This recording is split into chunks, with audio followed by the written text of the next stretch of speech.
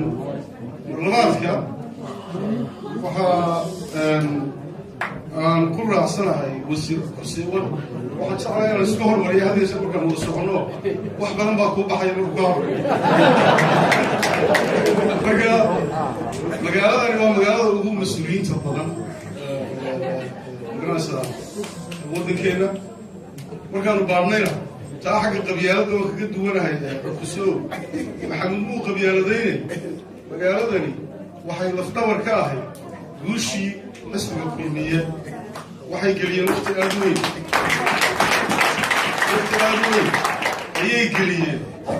abaalmarintoodiina way heleen oo sida ninkii reer awdal uu sheegay sheer badan baad ku yeelateen wax badan baad gashateen maantana tii baa laydinka rabaa heli maysaan inta mas-uuliyad haysataan haddaydaan kaalintii berigii hore aad gasheen aydaan gelin waxaa laydinka rabaa waxaa lagu jiraa political season tartan baa dhacaya inaad kacdaan inaad awood diinna oo dhan isugu geysaan in xisbigu marlabaad guulaysto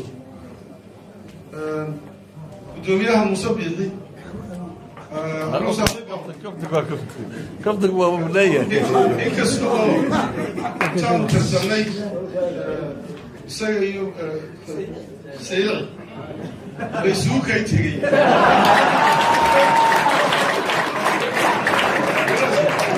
haddana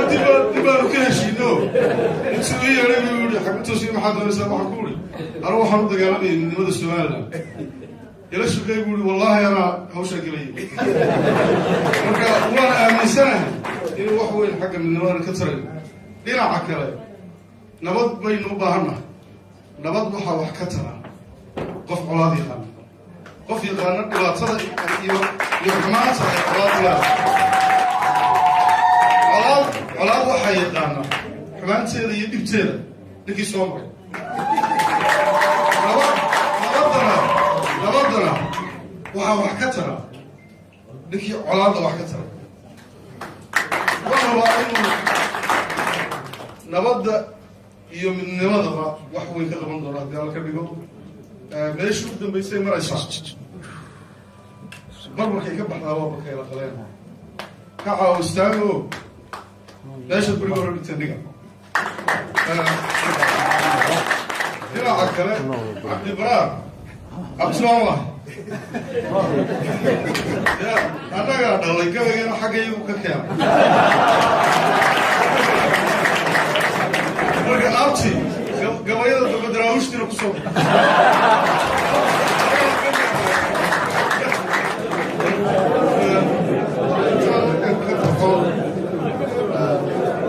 kolay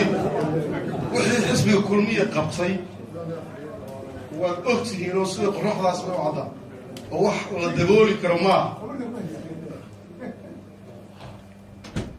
waa xisbi la soo tijaabiyey waxtarkiisa iyo waxqabadkiisa la arkay xisbi la soo tijaabiyey oo waxqabadkiisa aad aragteen weye waxay la tahay inay habboon tahay maadaama aynu aragnay waxqabadka intii madaxweynaha jamhuuriyadda somaliland halkaayay xisbiga kulmiya taladahay iyo waxaan u malaynayaa ma 7 sana ka horreysa 9 sano waxa xaqiiqa 9 sano iyo 6 sano ee xisbiga kulmiya joogay madaxweynaha jamhuuriyadda somaliland aynagu hogaaminayay waxaa waxqabad badan 7 sano وبعضها أنا به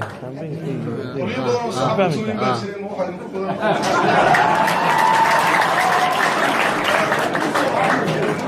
كان ساكن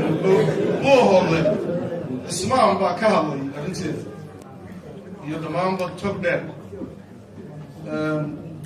قبل الله كره كجدا بيه علاضي يعني وقال إن في بريء dad iska colaad joog oo colaad badan bayno maalin hore meel kaga mahmaaho ma mahmaahina ka sheego reer galbeedku markaysa salaamayaan waxay isku salaamaan caafimaadka ka war inagu markaynu salaam waxaan idhaha war ma nabad baa xaggeeda